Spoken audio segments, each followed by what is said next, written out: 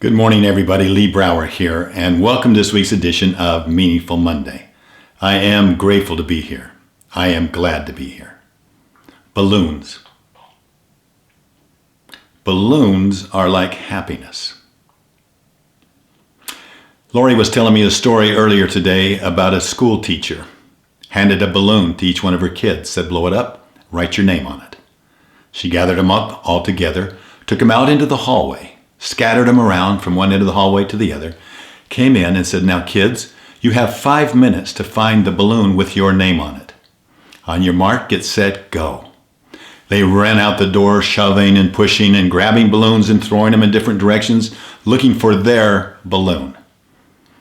5 minutes came and went. Nobody had found their balloon. She then said, everybody come here. This time we're going to do it a little differently. I want you to go out there and grab a balloon. The first balloon you grab, look at it, see whose name it is, and find the person whose name it is and give them their balloon. This time, within 2 minutes, everybody had their own balloon. There's a lot of lessons in that. I look at it this way. Oftentimes we've heard say, I've said it, happiness isn't something that you can pursue. Happiness is something that ensues. You know, I think back, we talked many times about stories and experiences and the responsibility and the opportunity we have to capture those stories and experiences.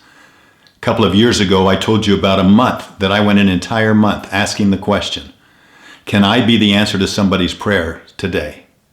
I could write a book about that month. Towards the end of the month, I want to reiterate with you a story that I told you about then, but just hit a couple high points.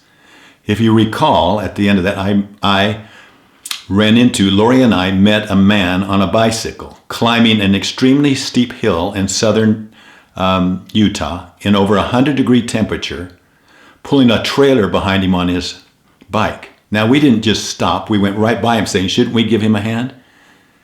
Can we be the answer to his prayer today? Fortunately, we pulled into a rest area. And in that rest area, he caught up and came in, and I went over and started talking to him. And I learned certain nuggets. I could take the next hour talking to you about everything that I learned from him. A brief synopsis. He was born in Portland, Oregon. At age 2, his mother died. His dad moved the family to Dallas. His dad was abusive. At age 14, Rick ran away from home. He still graduated from high school, staying with friends. He then got a scholarship to college. He graduated from college. He married a woman that was a CPA. They had 2 children. One is now a successful businessman. The other one is highly schizophrenic and has been since birth, and demanded so much of hands-on care and attention. That caused a rift between Rick and his wife, and they ended up getting a divorce. Rick ended up with custody. And over those years, trying to manage a job and keep things going, finally, when his son was age 30, he was able to place him in a home that was in an institution that could take good care of him, and he felt comfortable about it. So Rick went back to work full-time. Started working. Shortly thereafter, was riding a bike, and he gets hit by a metro bus. This time, he goes into a coma. Doesn't know if he's going to survive. He comes out of it saying, I can't believe I survived. And he started asking God, what is my purpose for me? What is the purpose that you have for me, God? What is it? You must have something. A couple of years later, still in the quest, somebody gave him a broken down bicycle and he fixed it all up. He got on it and started riding. That was in February of that year, the same year that we picked him up in July, because he was on a journey from his home in Dallas to go back to Portland, Oregon, thinking that on this trip, or when he got to where his mother's grave was, that he would be able to discover what God's purpose was for him. Well, we asked him if he wanted to ride with us, and so we rode and we exchanged stories, and it was just rich as can be.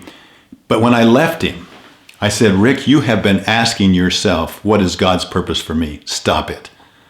And I told him that's something that God's not going to answer him. That's something that ensues. You can't pursue that. I told him about what we had asked ourselves that morning. Can we be the answer to somebody's prayer today? I said, I don't know if we were an answer to your prayers, Rick, but I do know that you are an answer to ours. And so we bid him adieu. And we stayed in touch with him all the way till when he got to Portland and a little bit thereafter. And we saw a mindset shift in him.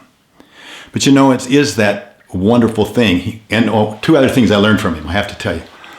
You know, I always continue to learn. But one was, I asked him, how do you get up those hills? I mean, how do you continue to pedal in such heat and such extreme? He says, when I have obstacles, I keep telling myself, I'm okay. I am okay. And I thought, wow, if we all had good self-talk. I said, well, how do you start each day? He says, I start each day the same. Each day I start by thanking God for the new day. Because no matter what happened yesterday, I have a brand new day today. So you take all this learning, you put it together, and you say, wow, how does that affect us now? It affects us in this way. Whose balloon are you chasing?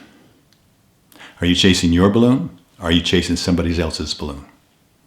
As you chase others' balloons, you will find yours. Look, we're all in this together. Let's make this week meaningful. I'll talk to you next week. Bye-bye.